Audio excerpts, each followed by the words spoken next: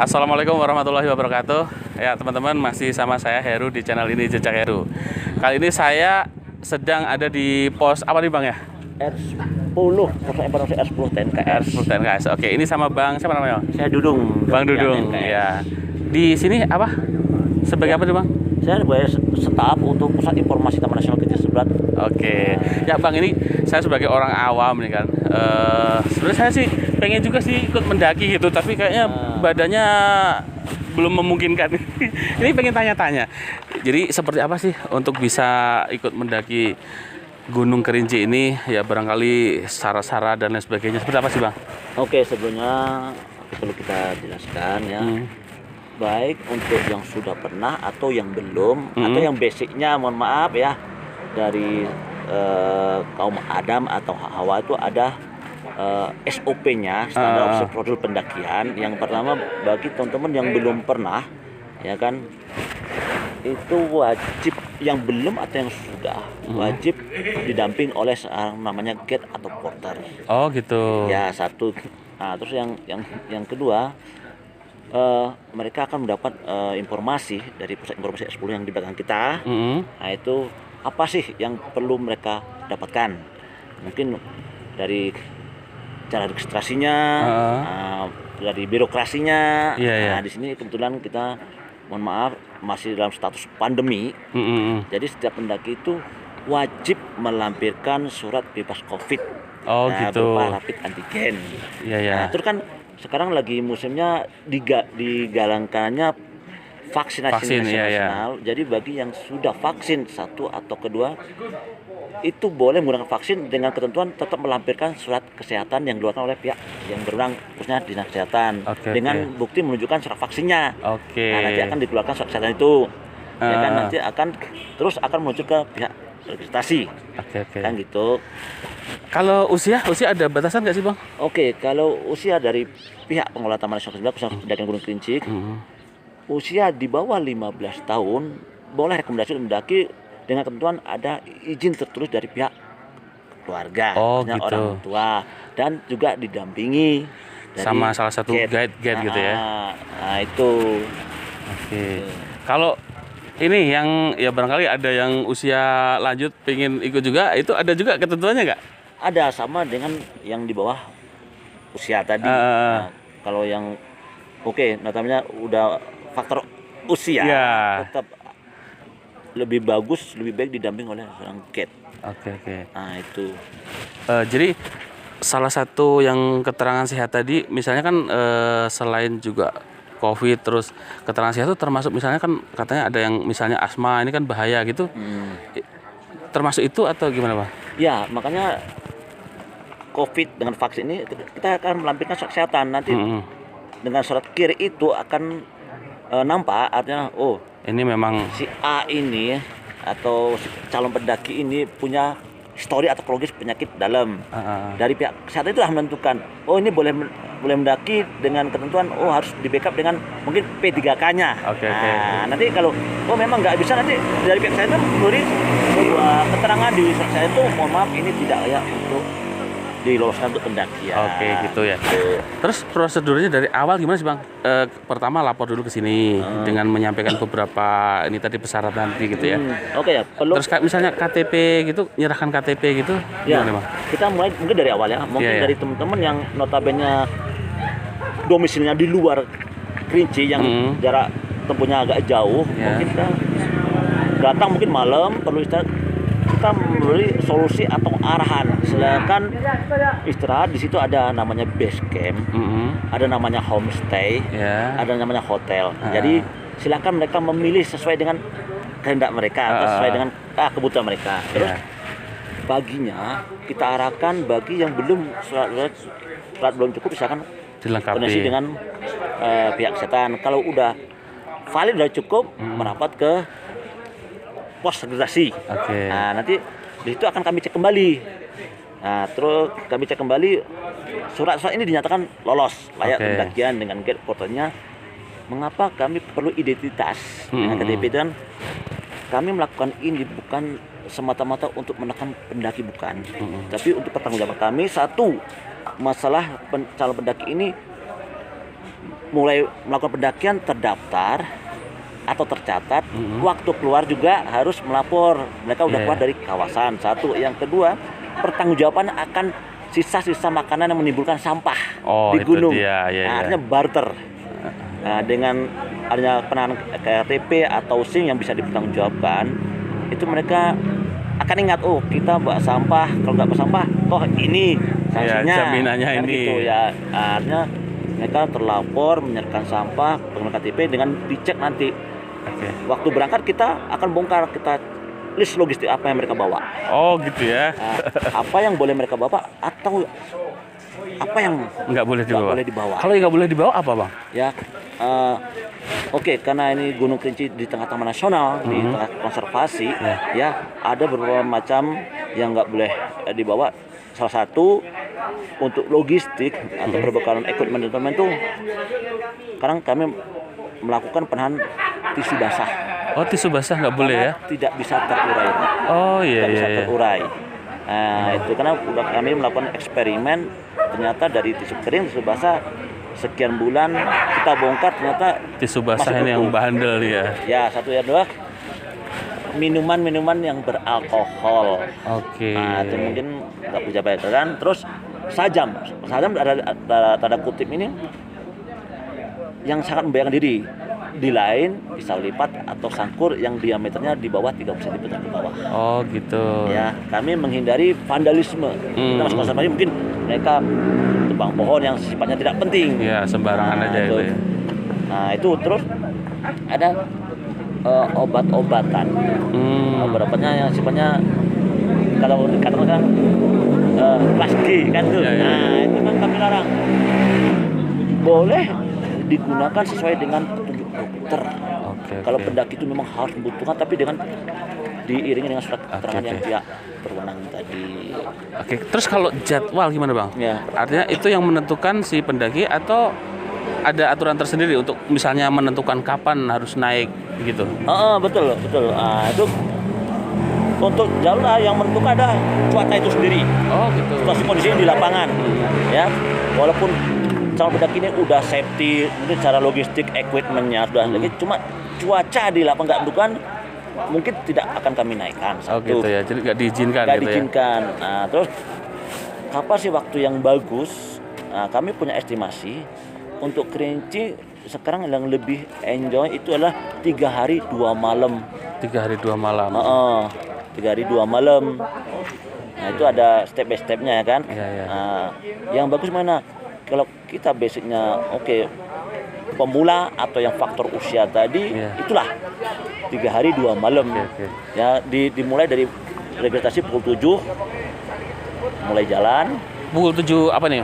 Pagi ya. Nah, itu di mana posisi terakhir mereka ngecamp? Kalau di TNKS atau Gunung Kerinci ditentukan di ketinggian 2.500 atau shelter 1. Kita punya 3 pos, 3 shelter.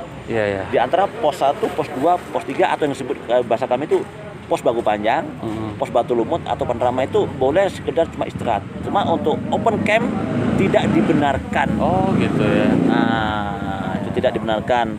Yang dibenarkan adalah titik aman pertama adalah di shelter 1 atau di ketinggian 2.500.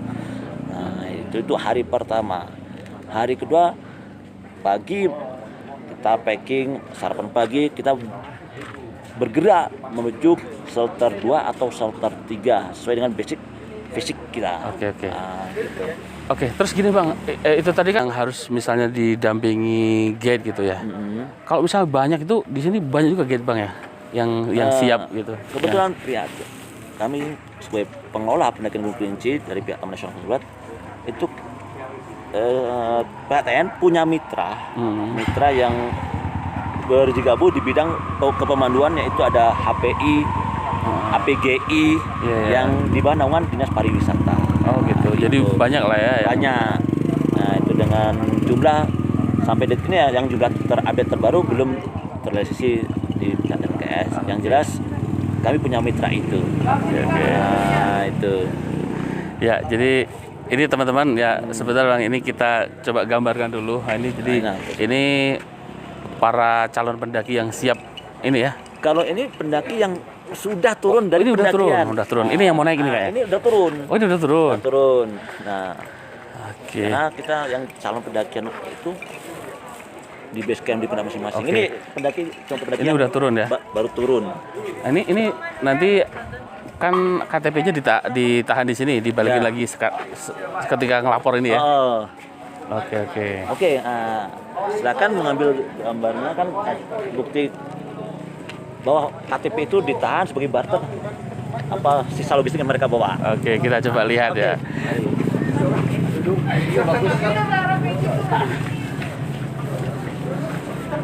Ya berapa lah, kira-kira pantasnya aja lah.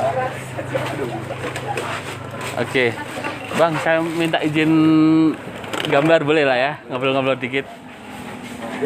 Oke ya teman, ini salah banyak nih ya pendaki gunung kita yang udah barusan turun nih. Ini dari kelompok mana nih? Maksudnya dari rombongan mana nih? Bengkulu, Pak. Dari Bengkulu ya? Ya. Oke, jadi berangkat kapan? Hari Sabtu ya. Oke. Dan ini sampah ini ya? Oke, sampahnya dibawa turun teman-teman. Oke. Dan sebagai jaminannya katanya KTP ya? Oke. Jadi nih untuk nukar KTP-nya bawa sampahnya ya. Oke. Jadi ada kendala? Alhamdulillah tidak, Pak. Lancar-lancar aja ya. Berapa orang? 6. 6 orang ya. Dari ini semua, Bengkulu semua. Iya. Oke ya, terima kasih. Ya. Ya ini untuk teman-teman khususnya yang masih awam ya, sama seperti saya awam jadi belum begitu ngerti gimana untuk bisa mendaki Gunung Kerinci. Ya ternyata tidak asal aja tapi ada prosedurnya ya. Oke silahkan, wah ini kayaknya udah capek-capek betul nih.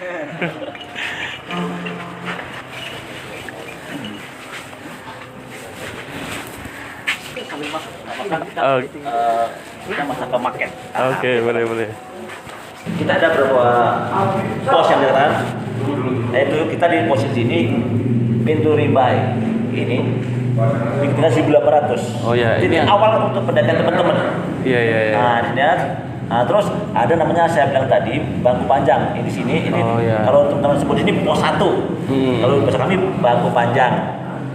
Nah, itu boleh ditempuh dengan basic kalau kita fit antara pintu rimba ke sini ini memakan waktu 25 menit sampai 30 menit. Nah, itu ada namanya Batu Lumut di sini. Ini di sini. Ini dari bangku panjang ke Batu Lumut tergantung fashion juga bisa menggunakan 20 sampai 30 menit juga. Nah, terus kita berguyur ke namanya Pondok Panorama atau yang saya sebut tadi pos 3. Iya. Nah, ini tergantung juga. Ini mulai trekking, hiking juga. Ini tergantung fisik juga. Rata-rata teman yang melakukan pendakian ini memakan waktu 45 sampai 1 jam. Oke. Di rata-rata. Iya. Nah, sampai di panorama ini ada namanya satu titik aman pertama untuk open camp. Iya. Dengan 2.500. Nah, ini dari pos 3 ini bisa makan waktu 1,5 sampai 2 jam. Yang dari Panorama atau pos 3 ke shelter 1. Oke. Nah, ini. Ini kayaknya pendek tapi butuh Ya, waktu lama karena ya? ada Medannya itu. medannya. Oh iya. Kontur treknya. Nah, terus dari shelter 1 ada shelter 2. Ini kayaknya panjang ini nih ya. Trek yang buat teman-teman perlu ekstra hati-hati, perlu fisik yang on. Nah, ini trek terpanjang. Oke. Ini dibandingkan shelter 1 pintu rimba ke shelter 1 ke 2 hampir sama waktunya dibungkus di satu ini bisa antara 3 sampai 4 jam.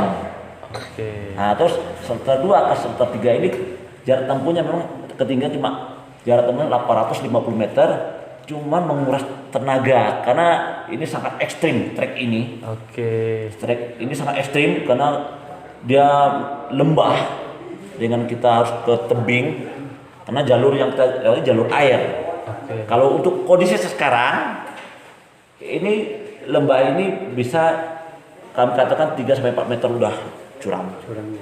Nah, di sini ketiga inilah camp terakhir untuk teman-teman persiapan untuk summit ke topnya. Nah, ini rata-rata teman-teman di shelter 3 ini ambil waktu itu setelah sholat subuh mereka gerak. Berangkat ya. Nah, di sini yang menentukan di shelter 3 ini akan terpantau sini kondisi bisa untuk summit atau tidak karena udah Di sini cadas, udah terbuka. Oke, terus gini Bang, mereka ini bisa komunikasi nggak sih sama pusat informasi sini? Untuk sampai detik ini alhamdulillah kita menggunakan via HP, handphone. Ada kendala yang sifatnya faktor X bisa koordinasi dari pos R10 pihak kami. Bisa ya? Dari HP. Dengan berbagai macam kartu Telkomsel, ada yang menggunakan XL, M3 bisa. Oke, jadi itu cukup membantu kayaknya Membantu. komunikasi kalau ada masalah, jadi cepat bisa dideteksi cover ya. gitu ya. Nah, terus di ketiga ini lah. Terus di sini ada namanya Tugu Yuda. Yang teman-teman dianggap kan viral. Disinilah Tugu Yuda ini menentukan mau kesam ini. Kalau di Tugu Yuda ini kondisi memang kurang kondusif, harus mundur. Oh gitu. Harus mundur. Di sini bila bisa kami katakan ada berapa Inmo Meriam, ada Surah Hati, teman-teman kita yang menjadi korban dari puncak Kerinci. Oke. Seperti yang kemarin yang dari Medan tuh. Kita kembali inilah di Posidiannya. Ini di sini ada namanya Yuda Santika tahun 90 kan. Terus yang pertama kali ada Adi Permana Aji sebenarnya. Ini di nomor 3 kan. Terus Yuda Santika. Terus di sini ada berapa yang dinyatakan lost kontak. Itu ada pendaki dari Selandia Baru, Mat Avolter, terus pendaki dari Palembang yang dinyatakan lost kontak, Danang dengan Nanang. Ini dikasih semacam patok gitu Bang ya? Tugu ya? Iya. Oh iya. Terus ada pendaki dari Bekasi, Setia Maulana yang lost kontak, yang hilang. Yang terakhir kemarin bukan lost kontak tapi ditemukan pendaki asal Medan, Sinaga. Namun dari beberapa renta ini sebenarnya masih banyak. Contoh kita gambarkan ada Wiwin, Alexius, Teddy, itu yang menjadi korban dari puncak Kerinci. Oke. Kalau boleh tahu itu rata-rata apa penyebab utamanya Bang bisa terjadi seperti itu?